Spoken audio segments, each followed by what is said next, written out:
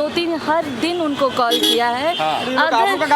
अगर कॉल नहीं किया होता तो फिर ये बात को वो रख ही नहीं। तो जैसा कि एक न्यूज़ सामने आ रहा है कि पवन सिंह की वाइफ ज्योति सिंह चुनाव लड़ेंगी प्रशांत किशोर की पार्टी से। तो इसी चीज़ को लेकर ज्योति सिंह पहुंची थी प्रशांत किशोर से मीटिंग करने। तो उनके साथ साथ उनकी सिस्टर और उनकी लॉयर भी पहुंची थी। तो काफ़ी मीडिया वाला ने उनसे सवाल करते हुए क्या पूछा है, चलिए मैं पहले आपको वीडियो दिखा देता हूँ। ज्योति सिंह की बहन जो है जूही सिंह में भी आई हुई है यहाँ पर।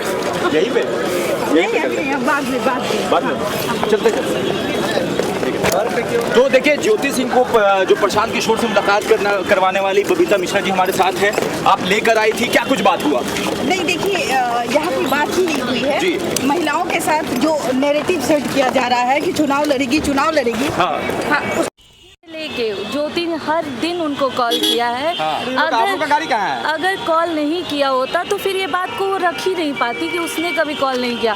उसने चुनाव जब वो अपना प्रचार करने जाती थी वहाँ पवन जी आए थे विंध्या होटल में। आप लोग जाके पता करिए कि वहाँ भी कॉल किया गया कई बार उनसे मिलने के लिए। लेकिन ये कह के टाल दिया गया कि बात लखनऊ में होगी। मगर एक आखिरी सवाल, ज्योति सिंह ने कहा कि बहुत सारी लड़कियों के साथ उनके संबंध थे। क्या कहेंगे इसमें, क्या कहेंगे? जाने दीजिए।